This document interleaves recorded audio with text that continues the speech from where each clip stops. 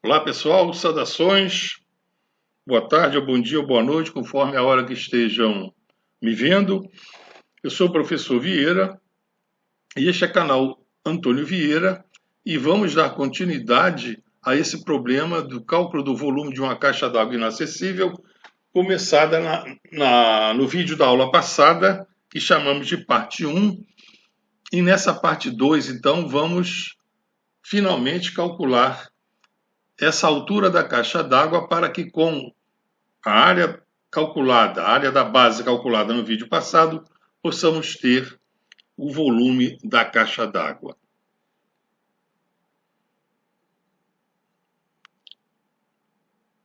Vamos no terreno, então, procurar colocar uma estaca, uma estaca aqui mais ou menos embaixo da caixa d'água, olhando para cima aqui, olhando para cima, nós vamos ver enfiado o lado da caixa d'água. Então podemos botar uma estaca aqui no chão e vamos ter uma distância, então, dessa estaca até aqui ao ponto A, onde com uma estação total, nós vamos medir as distâncias cenitais para o topo da caixa d'água e para a base da caixa d'água. Então, com esses elementos, com essa distância aqui da projeção da caixa d'água no chão até a estação total, nós vamos, com essas visadas aqui, determinar aquela altura H. Isso resumidamente, mas mais detalhadamente vamos ver a seguir como nós iríamos fazer. Vamos ver como a gente resolveria esse problema. Então aqui, com o teodolito numa posição, nós fazemos visadas da distância zenital para o topo da caixa d'água, medindo então, a partir da distância zenital, esse ângulo de inclinação α1. E medimos também a altura da estação total aqui nessa estação. Depois, tirando a estação total do ponto A e instalando ela no ponto B, medindo a altura da estação total no ponto B, que seria o ΔI2, fazemos a mesma coisa. Medimos a distância zenital para o topo lá da caixa d'água e obtemos esse α2, que é o complemento da distância zenital aqui na distância 2. E medimos essa distância quaterna, com a estação total, entre a estaca no ponto A e no ponto B. Essa estaca está num alinhamento, essas duas estacas estão no mesmo alinhamento com essa estaca P, que nós já tínhamos colocado aqui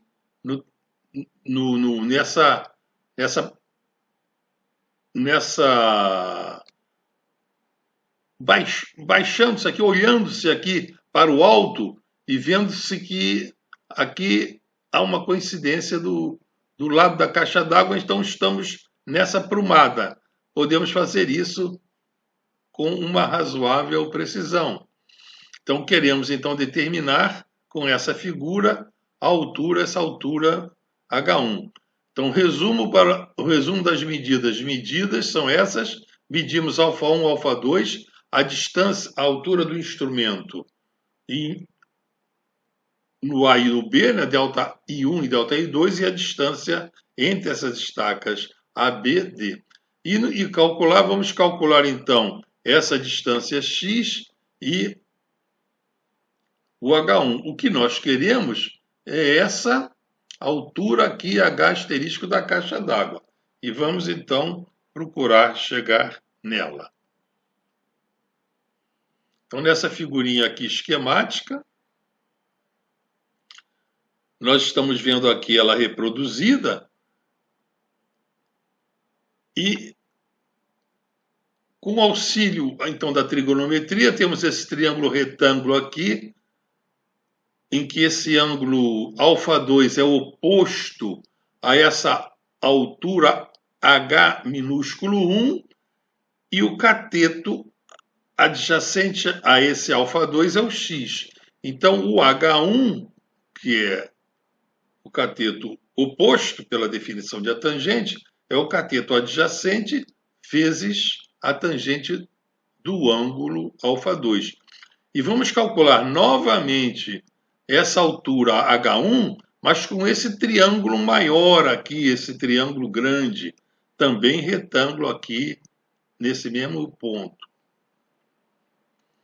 Então, o cateto adjacente agora é o D mais o X. Esse D, o X vai até aquela estaca P, lá debaixo da caixa d'água. Então, D mais X multiplicado pela tangente de alfa', nós temos novamente essa altura H1. Bom, essas duas alturas são iguais, nós não conhecemos H1 nem o X, mas igualando essas duas equações, igualando o H1, nós eliminamos essa incógnita H1, ficamos apenas com uma incógnita que é o X. Eliminamos esse parênteses, vamos eliminar esse parênteses aqui pela propriedade distributiva e colocar a seguir o termo em x para o mesmo membro que o outro já está. Então aqui colocaríamos o x em evidência, ficaria x que multiplica a tangente de alfa2 menos tangente de alfa1, que permitiria então calculá-lo dividindo justamente o x, né, por tangente, a expressão d tangente de alfa1 por t tangente de alfa2 menos tangente de alfa1. Já temos então aqui o x. Esse x então pode ser levado em qualquer uma dessas expressões, 1 ou 2, para nos dar o valor de h, ou a expressão de H1. Na primeira fórmula é mais simples e imediato, então está aqui o H1, colocando aqui no lugar de x, essa expressão que já determinamos, e multiplicando pela tangente de alfa2. Pronto, já temos aqui o x. A altura do topo da caixa d'água, então, vai ser o H1, que vem até aqui a altura do plano que passa por onde se determinou a altura na estação total. Então, o H1 somado a essa altura do instrumento da estação total vai nos dar, então, esse H1 maiúsculo que vai levar até o solo natural, aquela estaca rasante ao solo que nós colocamos naquele ponto P inicial. Agora, essa estação total pode ter sido colocada, o operador, né, pode estar numa distância considerável da caixa d'água, de tal maneira que, para se ter o centímetro significativo ali na altura da caixa d'água, seja preciso considerar o efeito da curvatura e da refração nessa cota, nessa altura da caixa d'água. Eu vou procurar não esquecer para colocar o link nesse nosso vídeo, já está no nosso canal esse vídeo, para que vocês vejam um exemplo da aplicação desse efeito da curvatura e da refração no nivelamento trigonométrico, né, para calcular a altura de um ponto. Essa expressão que dá o efeito da curvatura da Terra e da refração atmosférica já está deduzida também em outro canal, em outro vídeo do nosso canal, e é essa expressão, e ela também consta, né, da ABNT 13133, para que se use na determinação da correção de alturas e altitudes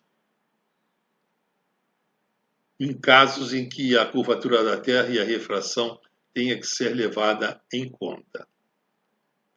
Então, a distância D aqui, no caso dessa fórmula, é considerada em quilômetros, e esse efeito aqui, a fórmula está preparada, sai em metros. O D é a soma daquela distância D, que é onde se estacionaram onde se fizeram as duas estações com a estação total, e o X. Então, imagine se o D fosse 1 quilômetro, para facilitar aqui, ficaria 1 quilômetro ao quadrado é igual a 1. Nós teríamos, então, aqui o efeito da curvatura e da refração, sendo 1, olha, já temos aqui, ó, arredondando aqui no centímetro, 7 centímetros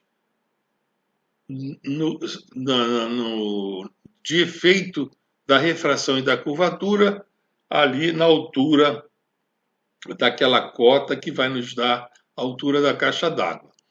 Então, para que se não fosse considerado, íamos ter um erro ali no cálculo do volume, né, dessa caixa d'água.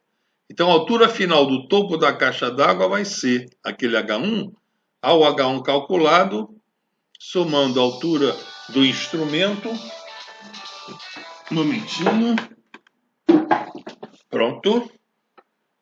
Somando-se a altura do instrumento, da estação total, mais essa correção devido à curvatura e à refração. Temos então aqui esse H1. Isso foi para o topo da caixa d'água. Agora queremos saber a altura da base da caixa d'água. Então, para saber a altura da base da caixa d'água, vamos calcular primeiro aquele H2, né? A altura da base da caixa d'água é o H maiúsculo, mas primeiro temos que calcular o H2 minúsculo. Nós acabamos de ver que o H1 minúsculo é dado por essa expressão. Foi deduzida facilmente com 2 triângulos retângulos, né? E nós temos aqui a figurinha ilustrativa, né? Fazemos a mesma coisa. Não, vamos deduzir novamente, mas vocês poderiam fazer. Repare que temos aqui um primeiro triângulo, aquele triângulo menor aqui, em que o cateto adjacente ao ângulo β2 é o x, então o H2 seria x tangente de β2, depois o H2 seria calculado novamente desse triângulo aqui externo, em que o cateto adjacente seria o D, mais o x, então o H2 seria D mais x, tangente de β1, não é? Igualaríamos o H1 dado pelas duas expressões, botava em evidência aquela mesma, igualzinho, analogamente. Aí chegaríamos ao H2, nessa expressão exatamente igual a essa, só que agora o ângulo é o beta, né? São os betas, β1 e β2. A altura da caixa d'água, então, esse H', que seria a caixa d'água, o topo até a base, seria aquele H1 mais a altura do instrumento em H1, menos esse H2 mais a altura do instrumento da estação total em H2. Então, daria, então, essa altura aqui da caixa d'água. E a altura final, considerando o efeito da curvatura da Terra e da refração, para garantir lá o centímetro, seria essa aqui. Então já temos no vídeo passado a base da caixa d'água e nesse agora a altura da caixa d'água, esse H asterisco. Então o volume será esse. Na parte 1, no vídeo passado, calculamos o raio da caixa d'água, né? O raio do círculo da caixa d'água, consequentemente temos a área, e o volume, então, é a área vezes a altura. Bom, senhores, terminamos. Espero que tenham gostado da aula. É um exercício que pode ter muitas aplicações em muitos casos da engenharia e lá no caso assim também especificamente na topografia, muitas vezes é preciso determinar uma diferença de cota entre 2 pontos e eles estão inacessíveis. Então é esse método que vocês podem usar e deixem suas sugestões, suas opiniões, suas considerações sobre esse método. E obrigado por terem assistido essa aula. Compartilhe esse vídeo e os que não estão inscritos, não se esqueçam de se inscrever, de darem o like para fortalecer esse nosso canal. Então, até a vista, pessoal. Saúde a todos.